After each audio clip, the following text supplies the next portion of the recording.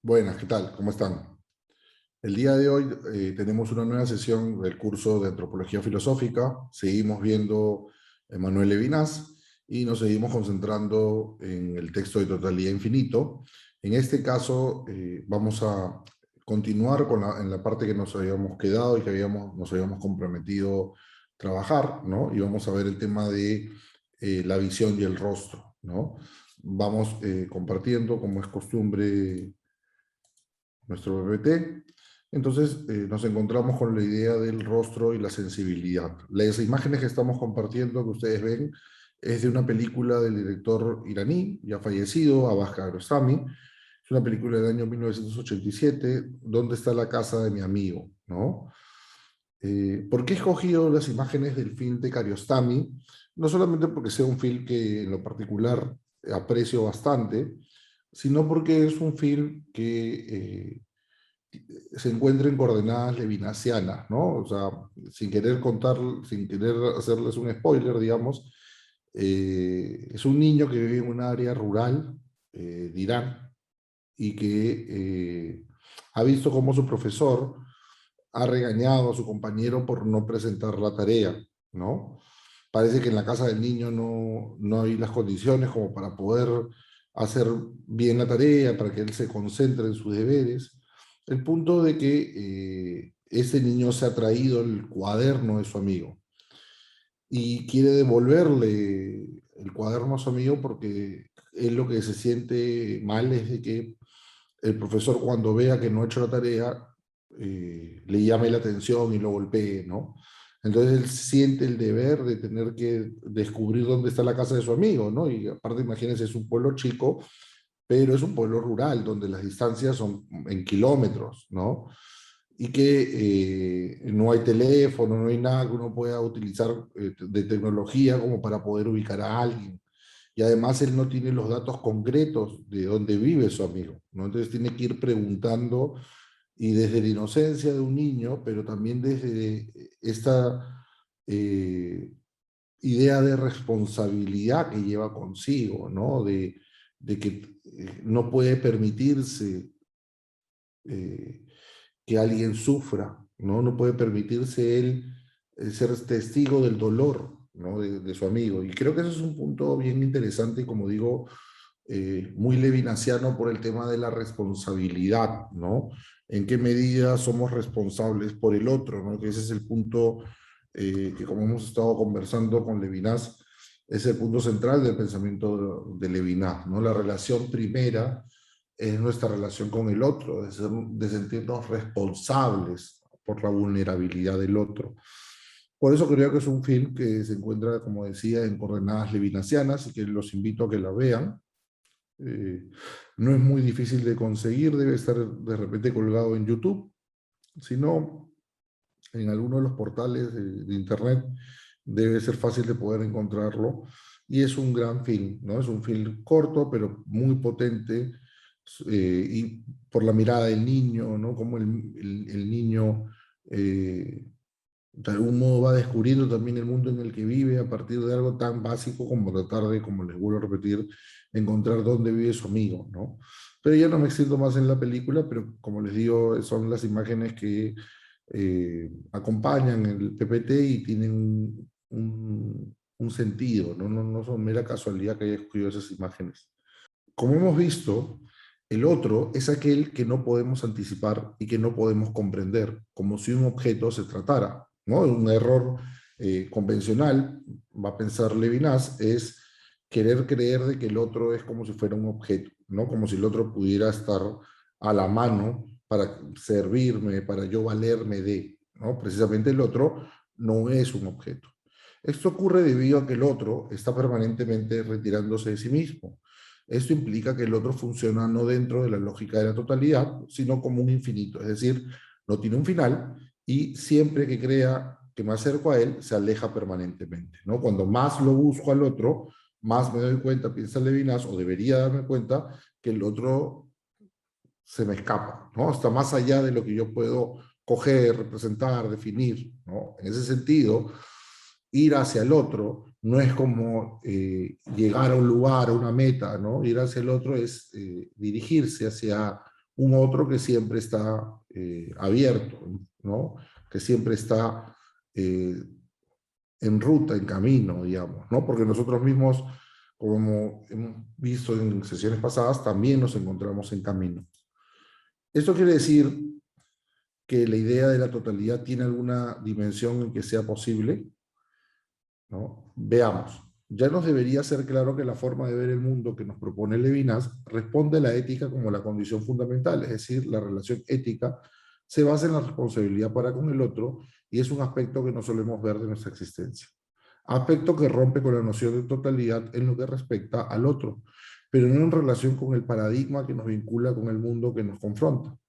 Es decir, no es lo mismo ser vulnerable ante la demanda por responsabilidad que despierta en nosotros el otro, que la vulnerabilidad propia del hambre ante un plato de comida o de tener frío y de poder acceder a un abrigo, ¿no?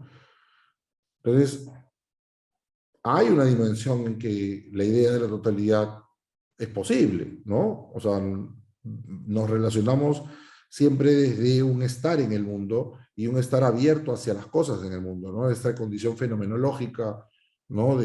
La conciencia siempre es conciencia de algo y la conciencia siempre está ligada a las cosas que hay en el mundo.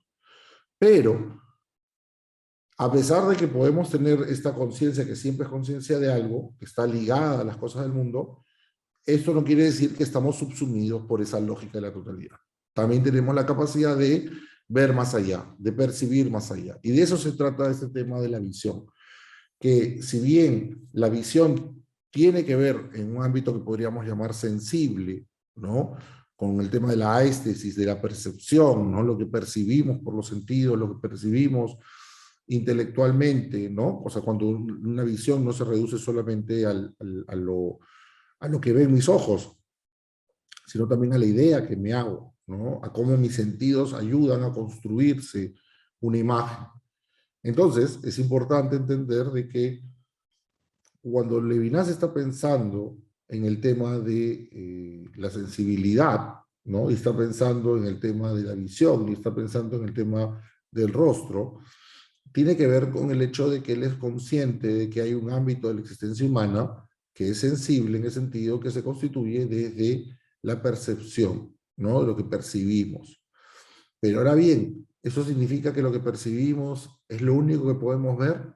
No necesariamente, porque también tenemos la capacidad precisamente de entender de qué cosas que no funcionan dentro de la lógica de la totalidad, ¿no? Que a pesar de que podemos querer reducirlas, deberíamos evitar hacerlo, ¿no? Ahora bien, también cabe recordar que es nuestro egoísmo individual el que nos impide reconocer al otro.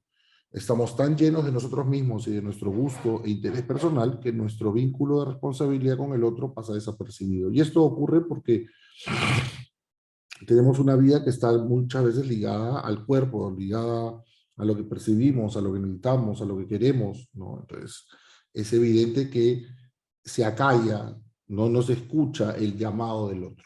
Pero cuando atendemos y entendemos de que el llamado del otro es permanente y que el llamado del otro siempre está ahí y que nos está llamando a nosotros, podemos de algún modo romper con esa lógica de la totalidad que nos embarga, que nos reduce, que nos limita, que nos condiciona. Entonces debemos tener presentes que somos seres en relación como condición primera, pero esta condición que nos permite estar separados de los otros y no ser simplemente una repetición de los demás, no suele alienar del resto. De ahí que sea tan importante el tema de la visión, dado que nos conecta con el rostro del otro, elemento que nos llama, que nos invita hacia el otro. Por eso hay que saber distinguir este llamado que nos hace el rostro del otro de la visión que tengo de ese rostro, ¿no? Entonces, el rostro del otro me está llamando desde su vulnerabilidad, desde su fragilidad, ¿no? Y demanda y exige de mí hacerme cargo de esa primera relación, ¿no? Porque siempre tengo una responsabilidad con el otro.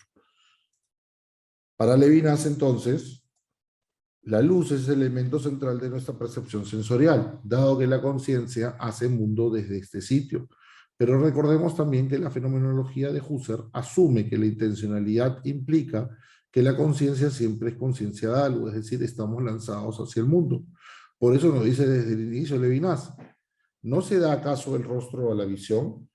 ¿En qué señala la epifanía como rostro una relación diferente de aquella que caracteriza toda nuestra experiencia sensible? Y como ven, hay una diferencia entre la experiencia sensible y el tema de eh, el otro como un acontecimiento, ¿no? Como algo que escapa a la posibilidad de mi representación, de mi definición. Ahora, esto no quiere decir que esto que escape a mi posibilidad de definición sea algo incognoscible, místico, mágico, trascendental, último, final. No.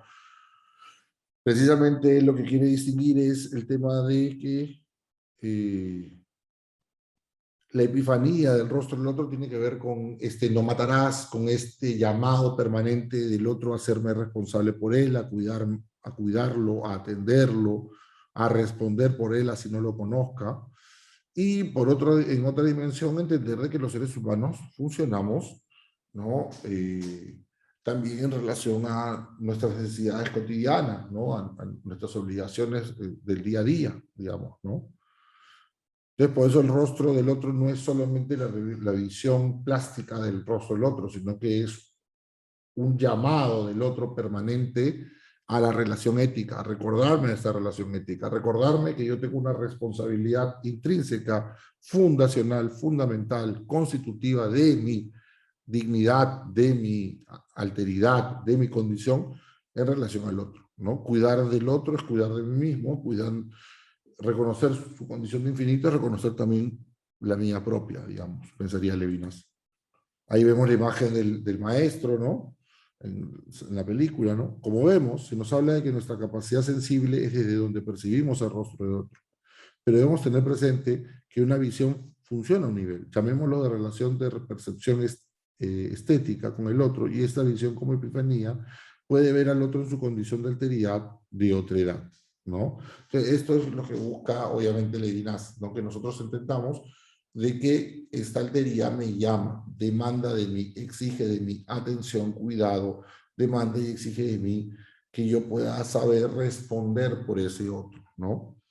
Cito a Levinas en la página 201. Nos encontramos siempre entre las cosas. El color es siempre extensión y objetivo. Color de un vestido, de una hierba, de una pared. El sonido es ruido del coche que pasa o voz del hombre que habla. A la simplicidad de la definición fisiológica de la sensación, no corresponderle en efecto la psicológica. Acá lo que tenemos que entender es que para Levinas la experiencia estética, la experiencia sensible, siempre se da desde las cosas, ¿no? Desde el color de un vestido, ¿no? El olor de la hierba, ¿no? O el color de la hierba, de una pared, el sonido de un coche que pasa, ¿no? Todas esas cosas pertenecen a esta lógica sensible, ¿no? Pero esa lógica sensible no termina, no acaba. Nosotros podemos precisamente relacionarnos con otras personas en un ámbito que ya escapa a esta lógica del mundo sensible, ¿no? A esta lógica de la materialidad, a esta lógica que se enfrasca en relación a lo que percibimos con los sentidos, ¿no? Y que no tiene que ver directamente con entender de que hay cosas que escapan y que están más allá, pero vuelvo a repetir, no en un sentido metafísico, sino en un sentido de una responsabilidad permanente para con el otro. Entonces, la visión nos relaciona con cosas que podemos describir, que podemos señalar, que podemos percibir de forma sensible y objetiva. En cambio, la experiencia del rostro, desde una condición ética, ¿no? Epifánica, supera esa limitación de lo sensible. Lo otro, en la experiencia sensible, sea como experiencia visual o la visión vinculada a otros elementos de los sentidos, no es la dimensión de la experiencia que significa ver el rostro del otro. Ese rostro demanda de su vulnerabilidad y fragilidad, de cuidado y atención. Se le oye decir, no matarás. No atender ese llamado es volver una cosa al otro, es objetivarlo y con ello violentar su diferencia, así como convertirlo en mí mismo en una cosa, ¿no? Entonces, precisamente la visión en el ámbito de la ética tiene que ver con atender a lo primero, atender al llamado del otro, ¿no? Y que más bien seamos claros en eso, ¿no? De que una cosa es la visión sensible y otra cosa tiene que ver con esta visión que se asienta en eh, la relación ética que tenemos con el otro, digamos, ¿no? Cito a Levinas, hemos sostenido que el gozo, que no se alinea en el esquema de la objetivación y de la visión, no agota su sentido en la cualificación del objeto visible. Todos nuestros análisis del capítulo anterior estaban guiados por esta convicción. Estaban también dirigidos por la idea de que la representación no es una obra de la mirada sola, sino del lenguaje. ¿Por qué? Porque no es que uno, así como en el lenguaje no es de uno, no es un lenguaje privado, el lenguaje se constituye en relación, en vínculo con los otros. Del mismo modo, la visión, los sentidos de la visión se constituyen y se vinculan en relación a otros, ¿no? No es algo que se da de forma exclusiva porque yo le dé sentido a las cosas, ¿no? Es mi visión, pero no es mi visión en el sentido de que yo creo la visión, sino que esa visión se da en relación al otro, ¿no? En el caso del rostro no se puede apelar a una esencia o elemento que determine la diferencia o particularidad de cada rostro. Ojo, no está asumiendo, como hemos señalado con anterioridad, un sentido místico o oculto. Si bien nuestra tendencia es a objetivar lo que percibimos, en el caso del rostro esto no funciona. El rostro del otro no es algo plástico, el rostro del otro no es algo que se pueda dibujar, delinear, el rostro del otro es lo que nos confronta, es lo que nos llama. Entonces, no es simplemente una experiencia sensible, ¿no? Sino que es una experiencia que abarca más allá de la sensibilidad de lo que nuestros ojos ven. Porque cuando estamos hablando del rostro del otro, cuando estamos hablando de las condiciones del otro, estamos hablando de algo que es bastante complejo, ¿no? Porque el tema de la alteridad es un tema que, como vuelvo a repetir, es complejo, ¿no? Porque nos está hablando precisamente de vincularnos con el otro, no solamente desde una relación de vínculos sociales, de responsabilidad cotidiana, sino ya en un ámbito de reconocer que la primera condición de la existencia humana es la relación ética con el otro, con cualquier otro, ¿no? Y que tengo que responder ante esa vulnerabilidad, esa fragilidad que marca él, ¿no? Como vemos acá, esta imagen que es clásica de las películas de Kiarostami, ¿no? La colina, y cómo este niño se esfuerza, ¿no? Porque subir esta colina por este camino no es sencillo, no es fácil, pero él lo hace porque precisamente el rostro de su amigo no es simplemente el rostro plástico que él puede describir, ¿no? Sino que él no está objetivando a su amigo, no lo está tratando simplemente como su compañero de clase, como un objeto,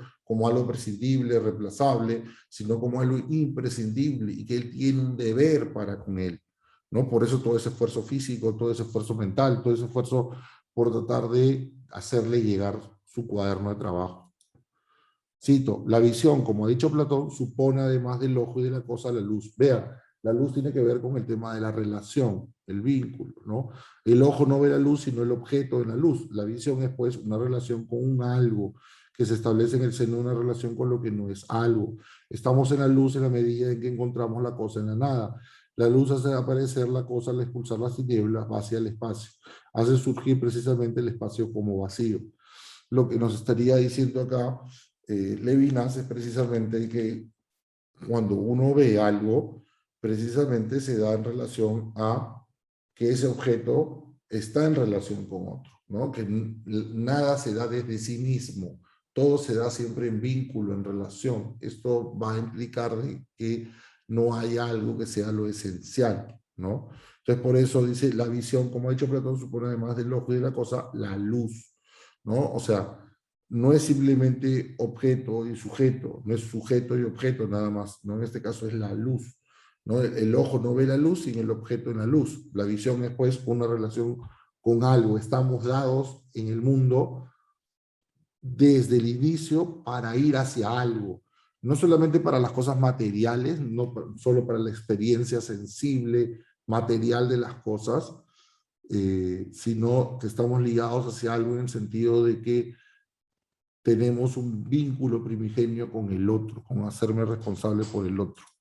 Entonces creo que eso es importante que lo tengamos en cuenta para poder ir entendiendo este primer apartado de esta parte del libro de Levinas. No quería extenderme mucho más porque me parece que ya de por sí el tema de la visión es compleja, ¿no? Y cómo él va haciendo esta distinción entre una visión en un ámbito más bien de lo estético, de lo sensible, ¿no? De lo que le podemos dar una interpretación objetiva, a esta otra visión de de la percepción, de lo sensible, ¿no? Que ya no se reduce a la objetivación material, sino que implica precisamente ante la experiencia de lo cotidiano, cómo podemos ir más allá. Pero este ir más allá no es algo místico, trascendental, mágico, ¿no? Sino es un más allá entendido como escojo un objeto, lo veo, lo percibo desde mi capacidad sensible. Pero el otro escapa, supera, extralimita las posibilidades y capacidades de mi representación, de mi definición, porque precisamente el otro es tan otro que no puede, yo no puedo poder imponerme sobre él, ¿no? Y creo que eso es algo que hay que entender cuando está hablando Levinas de rostro, no está pensando en el rostro figurativo, en el rostro simplemente plástico, en el rostro entendido simplemente como algo que se puede dibujar, sino está presente en el rostro como la condición de nuestra existencia, ¿no? El reconocer en otro ser humano su vulnerabilidad, su fragilidad como condición compartida unos y otros. Acá me quedo, agradecerles como siempre por su atención y espero que este video les pueda servir para trabajar en clase y que nos veamos en algún momento pronto para seguir discutiendo en clase estas ideas. Sin más, me despido y les agradezco por la atención prestada. Hasta luego.